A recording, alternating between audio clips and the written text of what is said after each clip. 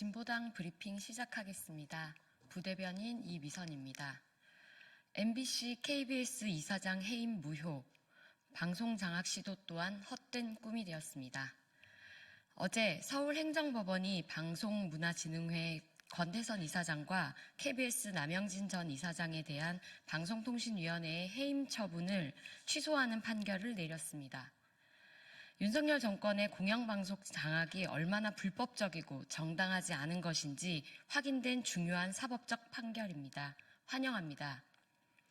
법원은 방통위가 제시한 해임 사유들이 사실과 맞지 않으며 내용적으로도 상충되고 모순된다고 지적했습니다. 특히 방통위가 해임 결정을 내리기 전 사유 조사를 제대로 하지 않고 일방적으로 결론을 내린 사실은 공정하지도 절차적으로 정당하지도 않은 것입니다. 이에 따라 권태선 이사장과 남영진 전 이사장에 대한 해임 처분은 법적 효력이 없으며 정권의 방송장악 시도에도 중요한 제동이 걸었습니다. 윤석열의 공영방송 장악의 헛된 꿈도 끝났습니다. 우리 국민들은 윤석열의 방송 장악이 공영방송을 어떻게 망가뜨리는지 똑똑히 지켜보았습니다. 이번 판결을 계기로 윤석열 정권의 방송 장악 시도를 철저히 규명하고 그 책임을 강력히 물어야 합니다.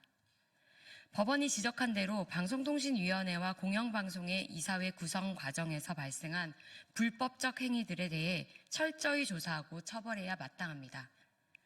또한 이번 판결을 토대로 공영방송의 정치적 독립을 보장할 수 있는 제도 개선이 시급합니다. 특히 방송법 개정을 통해 공영방송의 지배구조를 투명하고 공정하게 개편하는 노력이 이어져야 할 것입니다. 두 번째 브리핑 드리겠습니다. 56년 만에 미투, 60년 만에 재심, 최말자님을 응원하며 함께하겠습니다. 1964년 성폭행을 시도하는 남성의 혀를 물어 상해를 입힌 최말자님은 당시 법원에서 중상해죄로 유죄 판결을 받았습니다. 그 후 60년 동안 억울함을 안고 살아오던 피해자 박말자님이 드디어 어제 대법원이 재심을 청구할 기회를 보장해 재심의 길이 열렸습니다. 피해자가 억울함을 풀기 위한 과정이 60년이나 걸릴 일인가 한탄스럽습니다. 당시 검찰은 고의로 멀쩡한 남자의 혀를 잘랐다라며 6개월 넘게 구속수사를 하기도 했습니다. 아니, 성폭행을 당하려던 상황을 멀쩡한 상황이라고 볼 수 있습니까? 피해자는 정당방위를 한 것입니다. 하지만 법원은 이를 인정하지 않았고 오히려 피해자의 저항을 범죄처럼 다루었습니다. 결국 가해자보다 무거운 선고를 받았던 것입니다.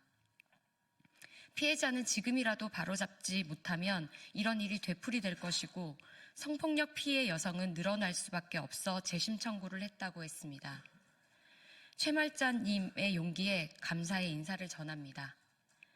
성폭력 피해자에 대한 인식의 부족과 잘못된 판결로 더 큰 아픔을 겪은 피해자에게 이제는 사회가 빚을 갚아야 합니다.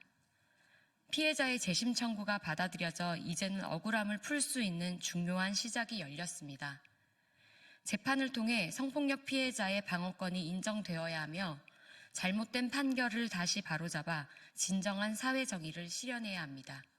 이상 브리핑 마치겠습니다. 고맙습니다.